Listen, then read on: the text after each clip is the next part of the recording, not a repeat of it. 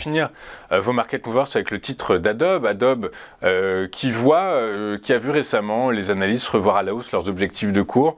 Du coup, par la force des choses, est-ce que désormais la cible de $605, quand précédemment c'était à 500, l'estimation de l'objectif de cours était de 590, les $605 sont un objectif technique et fondamental qui vous semble cohérent, Slimane? Alors, autant dire, bon, les $605, bon, on n'y est pas très très loin.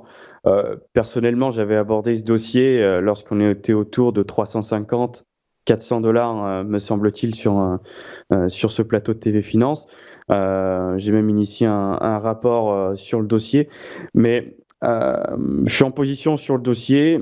Pour tout vous dire, la hausse actuelle des cours me laisse un petit peu perplexe. Parce qu'effectivement, plus ça va vite, plus j'ai peur effectivement que lorsque le rallye de l'IA s'estompe, bah, ce dossier en réalité ne soit pas épargné, tout simplement.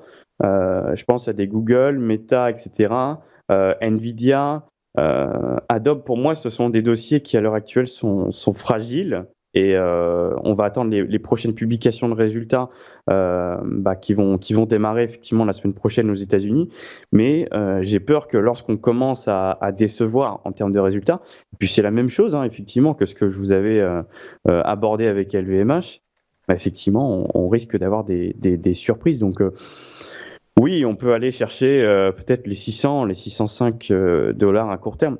Mais personnellement, moi sur ces niveaux-là, je prends quelques bénéfices. Alors bien sûr, j'ai toujours ma ligne en portefeuille, mais je prends quelques bénéfices, au moins partiels, sur ce dossier, parce qu'effectivement, le risque, c'est qu'on retrace en tout cas une bonne partie de ce rallye d'hier.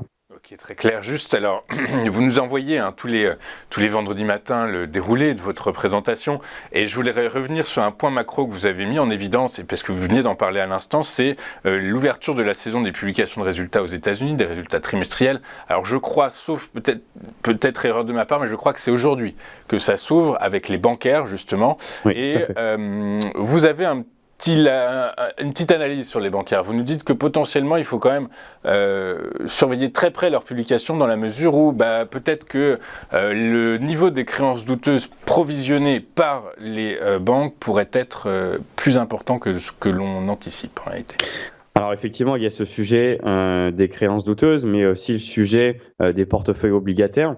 Comme on l'a évoqué précédemment, on a effectivement des taux obligataires qui commencent à exploser, en fait, tout simplement. Moi, pour tout vous dire, Louis-Antoine, en toute transparence, j'ai sorti la moitié de ma position sur les obligations à 20 ans américaines. Lorsqu'on était effectivement, lorsqu'on était sur le plus haut, il me semble hier. En fait, on venait d'ouvrir, j'ai clôturé la moitié de ma position, et puis ensuite, ça a chuté de. C'est peut-être ça, mais en réalité, voilà, j'ai eu un petit peu de chance. Mais bon, ce qui se passe en réalité sur les bancaires est assez problématique, et je m'en éloigne pour le moment. Il y a ce sujet des portefeuilles obligataires qui risque effectivement de continuer à se dévaluer, ce sujet des créances douteuses, le sujet des défauts de crédit aussi qui revient un petit peu au bout du jour. Donc, vous voyez, il y a toutes ces choses-là qu'on va surveiller avec attention avec l'ouverture des publications de résultats sur les bancaires, lui, Antoine. Ouais,